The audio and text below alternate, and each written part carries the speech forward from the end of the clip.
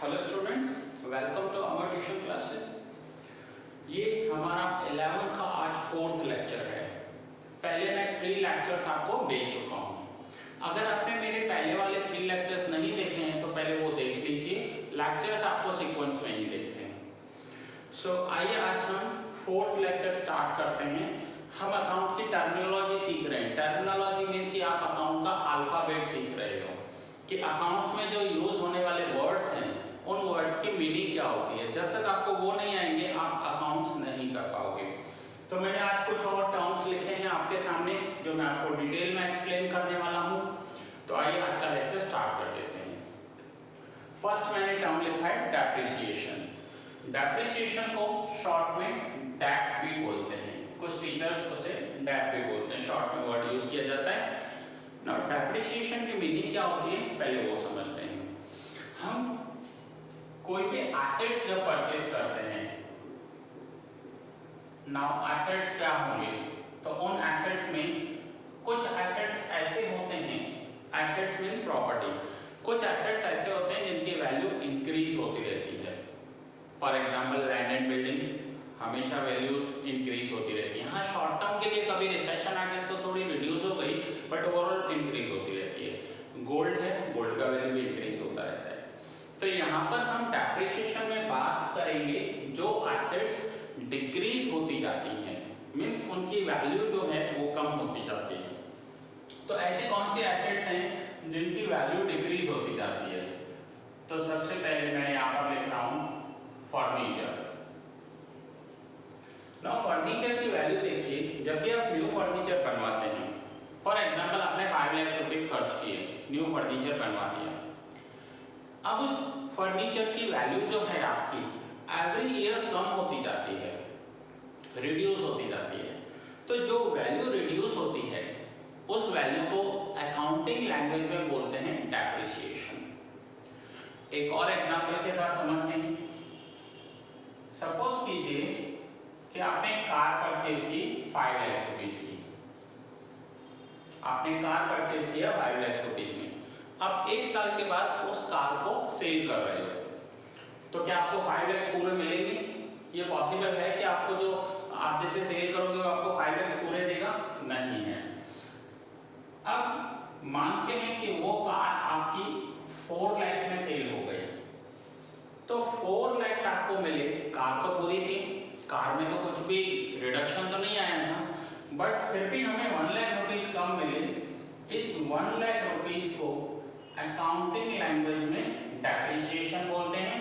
हिंदी या गुजराती में जो वर्ड यूज किया जाता है इसके लिए वो है घसारो। घसारो का मीनिंग होता है कि जब हम कोई एसेट्स यूज करते हैं तो उसके यूज करने से उसके जो पार्ट्स हैं वो घिसते हैं और उनकी वैल्यू रिड्यूस हो जाती है। इसलिए गुजराती या हिंदी में उसे घसारो कहा जाता है और इंग्लिश में उसे डेप्रिसिएशन कहा जाता है। ये बहुत सारे एसेट्स पर एप्लीकेबल है। कुछ एसेट्स ऐसी होती हैं कि जो आपको यूज करते आपको सेम उसी साइज की दिखेंगी, बट टाइम के साथ उसकी वैल्यू रिड्यूस हो जाती है। अब एक मोबाइल का एग्जांपल ले लेते हैं कि आपने एक मोबाइल लिया और उस मोबाइल की जो वैल्यू है वो है 20,000। अब आप मुझे बताओ कि ये मोबाइल अगर आप 1 साल बाद किसी को दोगे तो क्या आपको 20,000 पूरे मिल सकते हैं? क्या ये पॉसिबल है?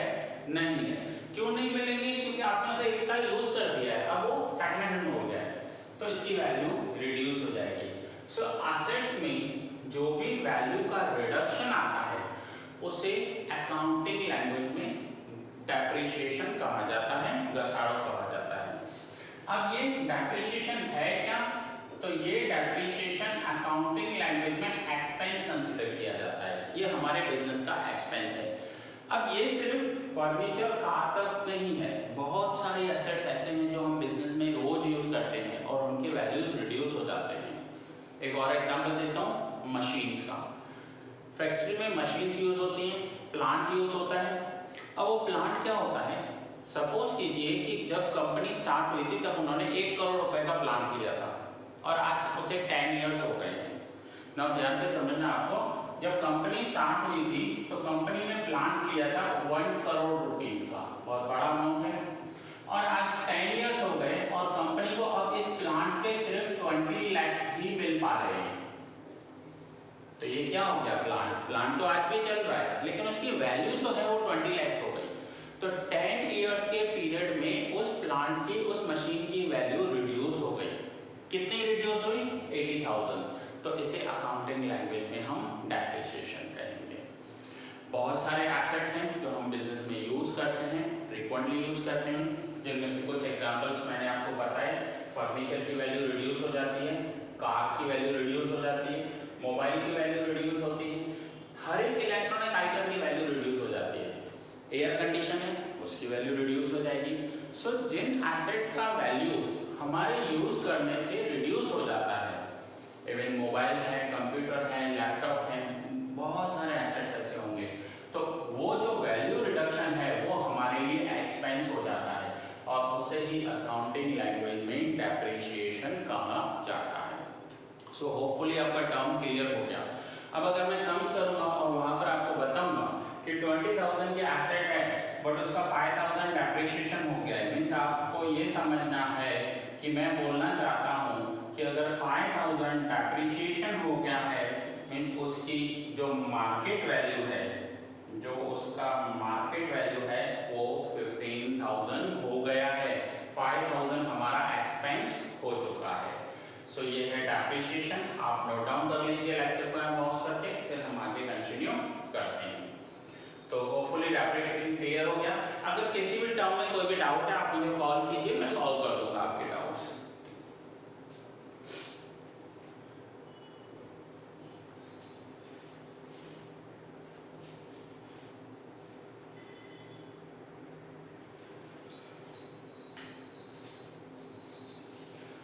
आइए अब हम नेक्स्ट टर्म समझते हैं। सो डेप्रिसिएशन मैंने आपको क्या बताया कि ये डेप्रिसिएशन हमारे लिए अकाउंट्स में क्या होता है, एज अ एक्सपेंस रिकॉर्ड किया जाता है। जब हम इनकम टैक्स पे करते हैं तो पहले डेप्रिसिएशन माइनस कर बाकी के अमाउंट पर टैक्स पे किया जाता है। अब नेक्स्ट टर्म है आपका discount received. Now discount received क्या होगा, डिस्काउंट रिसीव्ड, कोई भी जब वर्ड शॉर्ट में लिखते हैं तो डॉट लगा देते हैं उसके आगे, discount received. Now discount received क्या होगा, ये हमारे लिए इनकम है, ये हमारे लिए इनकम है और यहाँ पर हम बात कर रहे हैं only and only cash discount की। कैश डिस्काउंट, ये आप हमेशा ध्यान रखना कि जो मैंने आपको ट्रेड डिस्काउंट बताया था, जो बल्क बाय करने पर मिलता है, वो अकाउंट्स में कहीं भी रिकॉर्ड नहीं होता है, कैलकुलेट होता है। मेरे वर्डिंग्स को ध्यान से समझना, ट्रेड डिस्काउंट कैलकुलेट होता है बट रिकॉर्ड नहीं होता, और कैश डिस्काउंट हमें हर एक जगह रिकॉर्ड करना होता है अगर हमें मिला है तो। So discount received as a income दिखाया जाता है। यहाँ पर हम कैश डिस्काउंट की बात कर रहे हैं। अब कैश डिस्काउंट की बात कैसे कर रहे हैं, तो मैंने आपको लास्ट लेक्चर में कैश डिस्काउंट की मीनिंग क्लियर की थी, कैश डिस्काउंट का टर्म क्लियर किया था कि कैश डिस्काउंट किसे कहते हैं।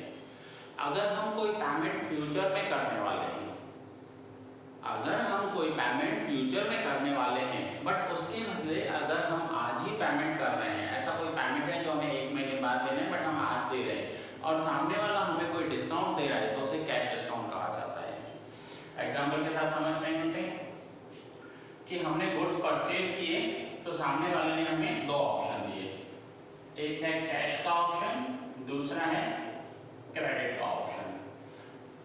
अब हम गुड्स परचेज कर रहे हैं ₹5,000 के। क्रेडिट ऑप्शन में ये है कि हम उसे 1 मंथ में पेमेंट करना है, हमें 1 मंथ में पेमेंट करना है बट पूरा करना पड़ेगा 5,000। दूसरा ऑप्शन है कि हमने 5,000 के गुड्स तो लिए बट अगर हम आज ही पेमेंट कर रहे हैं तो सामने वाला हमसे 4,800 चार्ज कर रहा है, 4,800 ले रहा है, मीन्स उसने 200 डिस्काउंट दे दिया।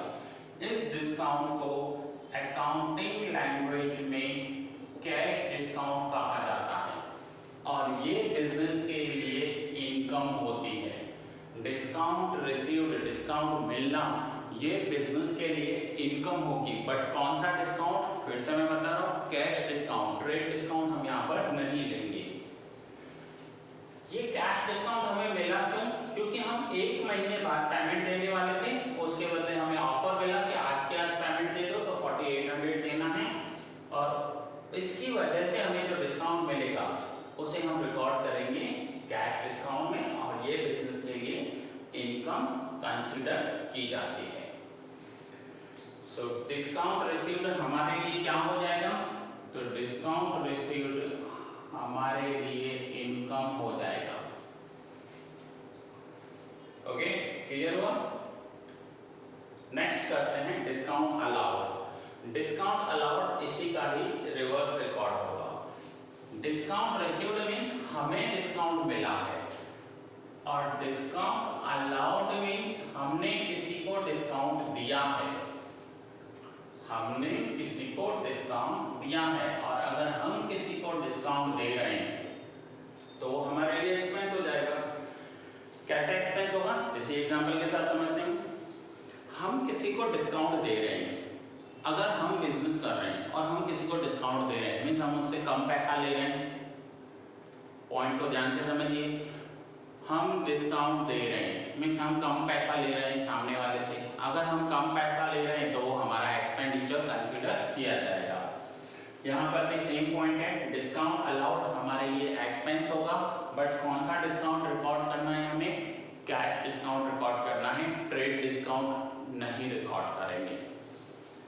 दूसरा, सेम एग्जांपल के साथ समझा रहा हूँ। हमने गुड्स सेल किए हैं और हमने अपने कस्टमर को 2 ऑप्शन दिए। दोनों ऑप्शंस आपके सामने हैं। सेम एग्जांपल के साथ समझा रहा हूँ कि अगर वो हमसे क्रेडिट ले रहा है तो गुड्स हम उसे 5000 के देंगे, और 1 महीने के बाद आफ्टर 1 मंथ वो हमें पूरे पैसे देगा, दैट मीन्स 5000 रुपीज उसको देने पड़ेंगे। दूसरा, हमने उसे सेकंड ऑप्शन दिया कि अगर वो आज हमसे 5000 रुपीज के गुड्स परचेज कर रहा है और आज के आज पेमेंट देकर जा रहा है, तो हम उसे 200 रुपीज कम लेंगे, दैट मीन्स हम उसे चार्ज करेंगे 4800 रुपीज। 200 का हम उसे डिस्काउंट दे रहे हैं, तो ये हमारे लिए डिस्काउंट अलाउड हो जाएगा। डिस्काउंट अलाउड मीन्स हम डिस्काउंट दे रहे हैं, एंड डिस्काउंट रिसीव्ड मीन्स हमें डिस्काउंट मिला है। सो डिस्काउंट अलाउड जो होगा वो हमारे लिए एक्सपेंडिचर हो जाएगा, उसे हम एक्सपेंसेस कंसीडर करेंगे और अपने बुक्स में एज अ एक्सपेंस रिकॉर्ड करेंगे। यहाँ पर भी सेम कैश डिस्काउंट रिकॉर्ड होगा, ट्रेड डिस्काउंट रिकॉर्ड नहीं होगा। तो ये आपका पॉइंट क्लियर हो गया कि हमने क्या रिकॉर्ड किया? Discount allowed. डिस्काउंट अलाउड हमारे लिए एक्सपेंस है। यहाँ पर कैश डिस्काउंट रिकॉर्ड होगा, ट्रेड डिस्काउंट रिकॉर्ड नहीं होगा। तो ये भी आप नोट डाउन कर लीजिए कि कैश डिस्काउंट क्या होता है, और डिस्काउंट अलाउड एक्सपेंस हो जाएगा, डिस्काउंट रिसीव्ड हमारे लिए इनकम हो जाएगी।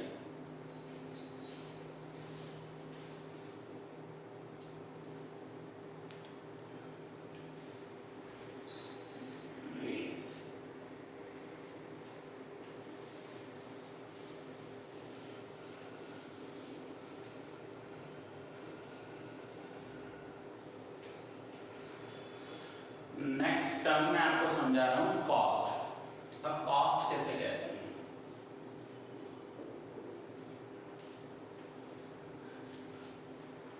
बहुत सारे बिजनेस यूनिट्स ऐसे होते हैं जो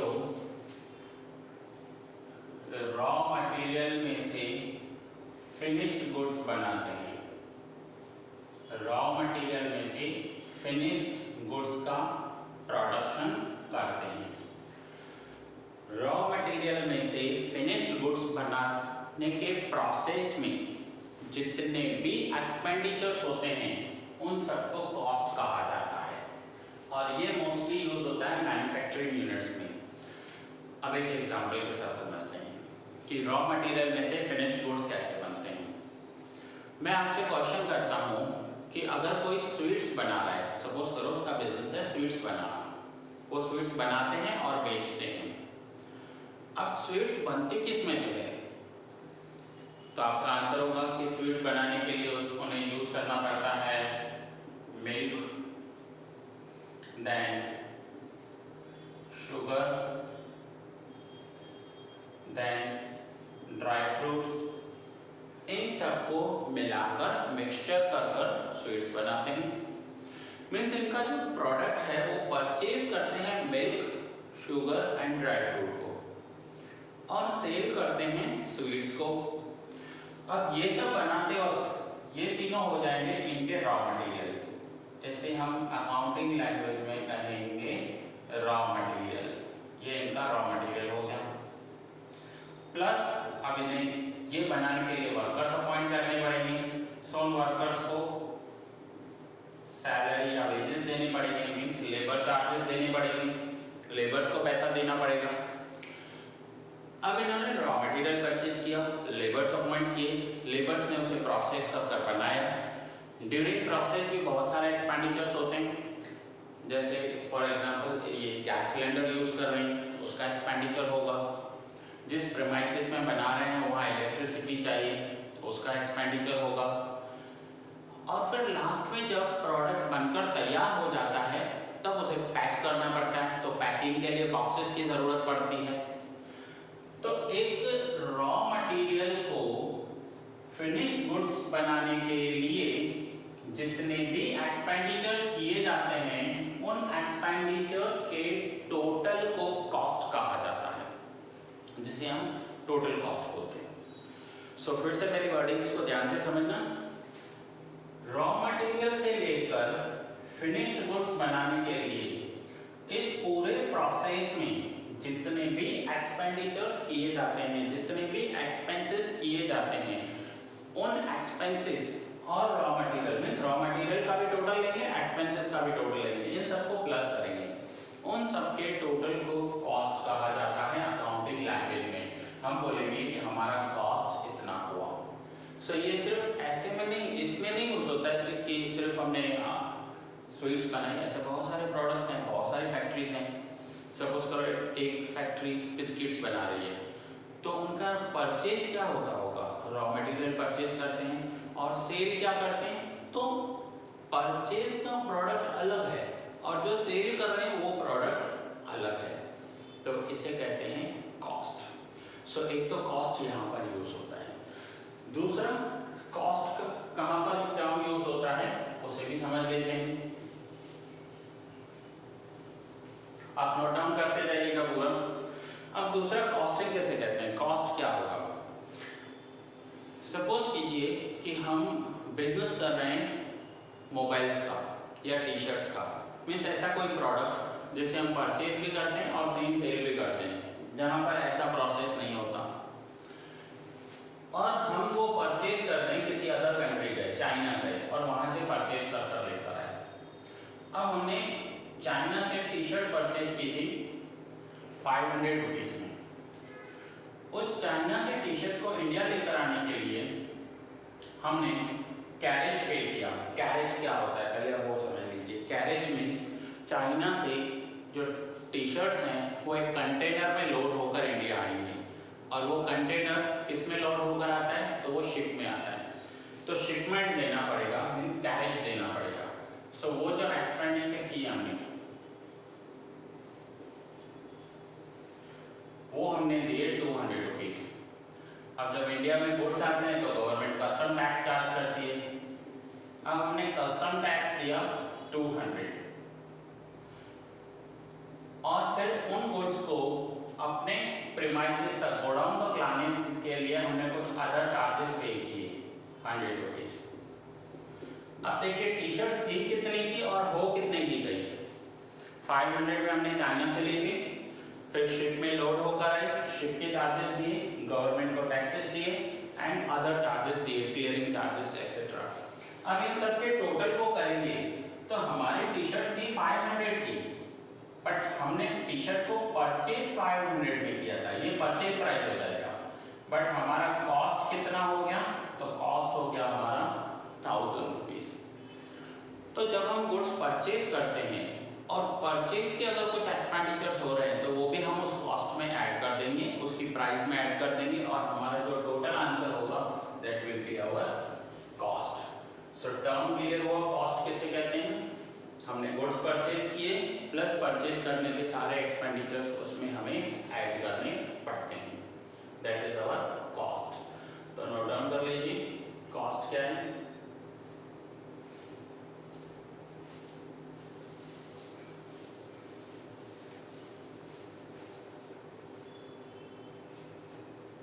आगे समझते हैं एसेट्स। अब एसेट्स बहुत टाइप के एसेट्स होते हैं, ये एक नेम नहीं है, ये एक ग्रुप है एसेट्स, ये एक ग्रुप है। अब इसमें कुछ फिक्स्ड एसेट्स भी होते हैं, करंट एसेट्स भी होंगे, इन्वेस्टमेंट्स भी होंगे, रियल एसेट्स भी होंगे, जिन्हें हम डीपली समझेंगे। अभी सिर्फ मैं आपका टर्म क्लियर कर रहा हूँ एसेट्स। सब एसेट्स में कौन कौन से एसेट्स हम यहाँ पर कंसीडर कर रहे हैं। सब बिजनेस करने के लिए जिन भी एसेट्स का हम यूज करते हैं, जो भी प्रॉपर्टीज यूज करते हैं, उसे हम अकाउंटिंग लैंग्वेज में एसेट्स कहेंगे। मैं आपको कुछ एग्जांपल्स दे रहा हूँ यहाँ पर। जैसे बिजनेस करने के लिए हमने लैंड एंड बिल्डिंग परचेज किया, तो ये हमारे लिए एसेट्स हैं। लैंड एंड बिल्डिंग हमारे लिए एसेट्स हो जाएंगे। यहाँ पर लिख रहा हूँ आपको इजीली समझ में आए। लैंड एंड बिल्डिंग ये एसेट्स हैं। फर्नीचर यूज कर रहे हैं, ये भी एसेट्स हैं। दोनों में फर्क क्या है? लैंड बिल्डिंग की वैल्यू इंक्रीज होती रहती है, फर्नीचर की वैल्यू डिक्रीज होती रहती है, बट फिर भी हम उसे एसेट्स ही बोलते हैं। दूसरा हम क्या यूज करते हैं बिजनेस करने के लिए, किसी भी एसेट्स को यूज करें। हमें गुड्स हमारे पास होते हैं परचेज सेल करने के लिए, या स्टॉक होता है, वो भी हमारे एसेट्स हैं। हम कोई व्हीकल यूज कर रहे हैं, वो भी हमारे लिए एसेट्स हैं। सो बिजनेस करने के लिए हम जितनी भी एसेट्स को यूज करते हैं वो हमारे एसेट्स हैं। एसेट्स को हम बैलेंस शीट में रिकॉर्ड करते हैं। बैलेंस शीट ये आपको आगे टर्म आएगा जब हम अकाउंट्स में फाइनल अकाउंट्स करेंगे, तब मैं आपको बताऊंगा डिटेल में कि बैलेंस शीट क्या होती है।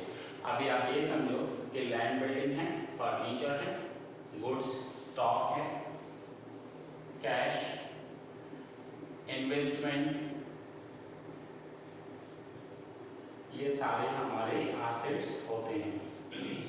सो ये एसेट्स हैं और बिजनेस करने के लिए हर एक को इनकी जरूरत पड़ती है। एक दो एग्जांपल्स दिए हैं, बहुत सारे एग्जांपल्स हो सकते हैं। मशीनरी है, सो नोट डाउन कर लीजिए, ये सारे एसेट्स हैं। ये पूरे के पूरे टर्म आपके नोटबुक में रिकॉर्ड करते जाइए और टेक्स्ट बुक में डिटेल दिया हुआ है।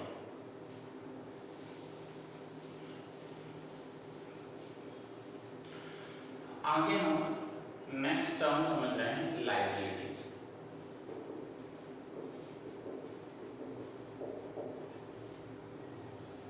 नाउ लायबिलिटीज क्या होंगे? लायबिलिटी का मतलब समझ लो रेस्पॉन्सिबिलिटी। अब लायबिलिटी क्या होती है, रेस्पॉन्सिबिलिटी क्या होती है? हमें फ्यूचर में किसी को पैसा देना है, ये हमारी रेस्पॉन्सिबिलिटी है, ये हमारी लायबिलिटी है। अब लायबिलिटी जनरेट कहाँ से होती है? जब हम गुड्स परचेज करते हैं और हमने किसी से क्रेडिट पर गुड्स परचेज किए। अब मैं आपका ये टर्म क्लियर कर चुका हूँ कि क्रेडिट पर गुड्स कैसे परचेज किए जाते हैं। हमने गुड्स आज परचेज किए, लेकिन हम उसका पेमेंट फ्यूचर में देंगे, मीन्स 1 महीने बाद देंगे या 2 महीने के बाद देंगे। तो जिस दिन हम गुड्स परचेज कर लेते हैं, हमारी लायबिलिटी जनरेट हो जाती है और हम जिससे गुड्स परचेज कर आते हैं, जो हमें उधार दे रहा है, जो हमें क्रेडिट दे रहा है, उसे अकाउंटिंग लैंग्वेज में क्रेडिटर कहा जाता है। ये मैंने आपको लास्ट लेक्चर में क्लियर किया था कि जो हमें क्रेडिट दे रहा है, जो हमें उधार दे रहा है, उसे अकाउंटिंग लैंग्वेज में क्रेडिटर कहा जाता है। सो क्रेडिटर्स को पेमेंट करना ये हमारी लायबिलिटी है। दूसरी हमारी कौन सी लायबिलिटी है? हमने किसी से पैसे उधार लिए, समझो हमने बिजनेस स्टार्ट किया था और हमें पैसों की जरूरत थी, हमने बैंक से लोन लिया। सो बैंक लोन, ये बैंक लोन क्या हो गया हमारे लिए? बैंक लोन हमारे लिए लायबिलिटी है, फ्यूचर में पैसा देना है। अब दोनों में डिफरेंस समझिए। हमने यहाँ पर गुड्स परचेज किए उधार पर गुड्स लिए और पैसा देना है। यहाँ पर हमने बैंक से लोन लिया है और हमें पैसा देना है। क्रेडिटर से हमने गुड्स लिए और बैंक से हमने कैश लिया है।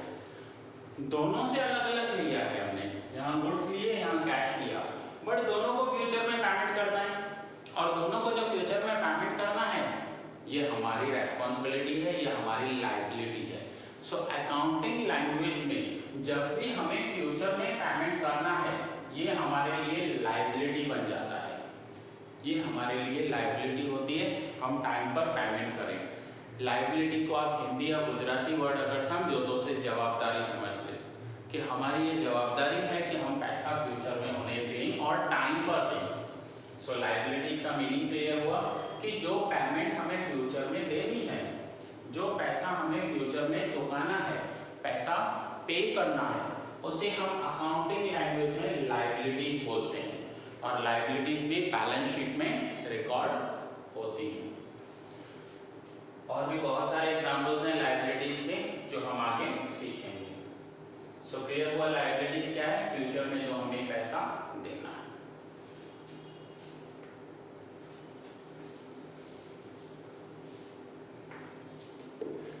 नेक्स्ट टर्म समझते हैं, कैश ट्रांजैक्शंस। कैश ट्रांजैक्शन की मीनिंग होती है कि हम अपना बिजनेस करने के लिए जब भी कैश यूज करते हैं उन ट्रांजैक्शंस को कैश ट्रांजैक्शंस कहा जाता है।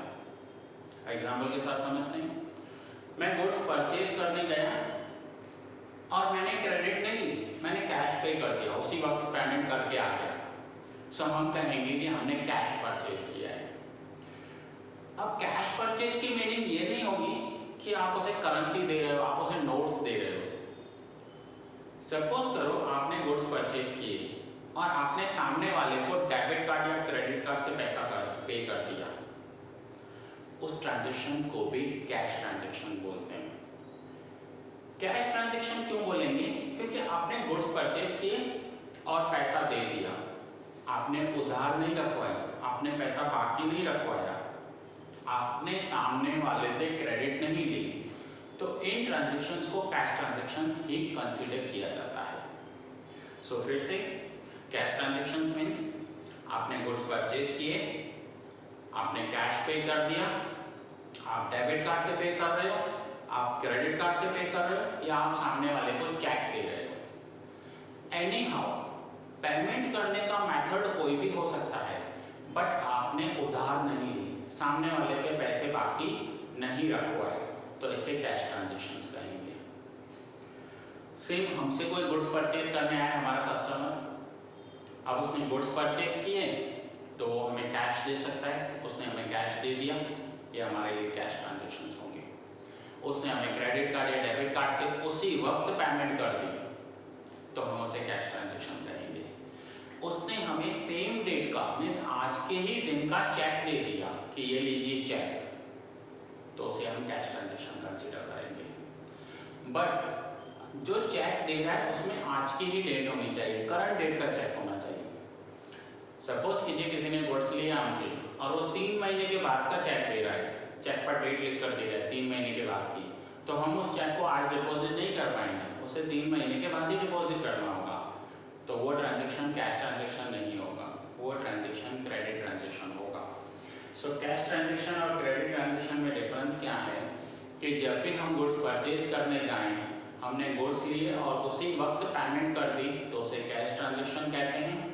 लेकिन हमने गुड्स परचेज किए और हम बाकी रखवा रहे हैं, फ्यूचर में पेमेंट दे रहे हैं, हम क्रेडिट ले रहे हैं, हम उधार ले रहे हैं और पेमेंट करेंगे आफ्टर 1 मंथ, आफ्टर 3 मंथ, तो उन ट्रांजैक्शंस को क्रेडिट ट्रांजैक्शन कहा जाता है। परचेज भी हो सकता है, सेल में भी हो सकता है। जैसे हमारे पास 2 ऑप्शन है, हम कैश परचेज कर सकते हैं, हम क्रेडिट परचेज कर सकते हैं। सेम सेल्स में भी हमारे पास दोनों ऑप्शन है, हमारे कस्टमर्स हमसे कैश परचेज भी कर सकते हैं, क्रेडिट परचेज भी कर सकते हैं। सो जहाँ पर भी हम टाइम यूज नहीं कर रहे हैं, हमने गुड्स परचेज किए या सेल किए और पेमेंट उसी वक्त कर दिया या रिसीव कर लिया, तो उन ट्रांजैक्शंस को कैश ट्रांजैक्शंस कहेंगे।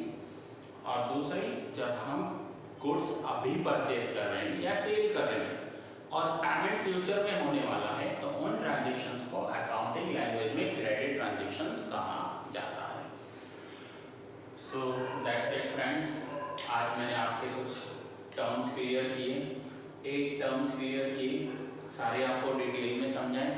अगर आपको किसी भी टर्म में डाउट है तो वीडियो फिर से देखिए, आप मुझे कॉल कीजिए, मैं आपके और डाउट्स क्लियर करूँगा। व्हाट्सएप कीजिए, वीडियो अपने फ्रेंड्स के साथ शेयर कीजिए। सारे के सारे टर्म्स अकाउंट में यूज़ होंगे। ये टर्म्स अकाउंट्स की अल्फ़ाबेट हैं। जैसे ये टर्म्स क्लियर हो जाएंगे आपको सम्स करने में मज़ा आएगा, आपको सम्स समझ में आएंगे। ये वर्ड सारे आपके हो सकता है कुछ सुने हुए हों, जैसे कैश ट्रांजेक्शन, क्रेडिट ट्रांजेक्शन सुना हुआ होगा आपका, डिस्काउंट वर्ड सुना हुआ होगा, लेकिन अकाउंट्स में हम इसे डिटेल में समझेंगे कि इनकी डिटेल मीनिंग क्या होती है। ठीक है, सो सारे टर्म्स होपफुली क्लियर हैं। ये लेक्चर मैं यहाँ पर ही पूरा कर रहा हूँ। नेक्स्ट लेक्चर में और कुछ टर्म्स क्लियर करूँगा। जैसे ही आपके टर्म्स क्लियर हो जाएंगे आपको पता चलता जाएगा कि अकाउंट्स रिकॉर्ड कैसे होते हैं। अकाउंट्स की अलग से एक लैंग्वेज है, ये एक अलग से समझो पूरा मेथड है जो आप सीख रहे हो, समझ रहे हो। मैंने फर्स्ट लेक्चर में आपको समझाया था कि जो आप 8th, 9th, 10th में सीख कर आए हो, जो वहाँ पर आपने मैथमेटिक्स किया था या एक्सेट्रा जो भी था, वो यहाँ पर यूज़ नहीं होगा। यहाँ पर आपको बिजनेस के लिए सोचना है। हम पूरा का पूरा अकाउंट्स बिजनेस के लिए कर रहे हैं। आप अपने आप को एक बिजनेसमैन समझो और आप एक अकाउंट इसलिए कर रहे हो क्योंकि आप बिजनेस कर रहे हो। बिजनेस करने वाला ही अकाउंट करता है। अगर कोई जॉब कर रहा है तो उसे अकाउंट करने की जरूरत ही नहीं है, क्योंकि उसको तो महीने में एक बार सिर्फ सैलरी मिलने वाली है। Purchase, sale, cash transaction, credit transaction, उसका कुछ भी नहीं होगा। सो अकाउंट्स करता कौन है? बिजनेसमैन करता है। तो आप अपने आप को बिजनेसमैन समझो, आपका माइंड एक बिजनेसमैन का होना चाहिए। आपको ये समझकर पूरे टर्म्स और वर्ड समझने हैं और अकाउंट करना है कि आप एक बिजनेसमैन हो और बिजनेसमैन की तरह अकाउंट्स को रिकॉर्ड कर रहे हो। ठीक है फ्रेंड्स, तो ये लेक्चर मैं यहाँ पर ही पूरा कर रहा हूँ। मिलते हैं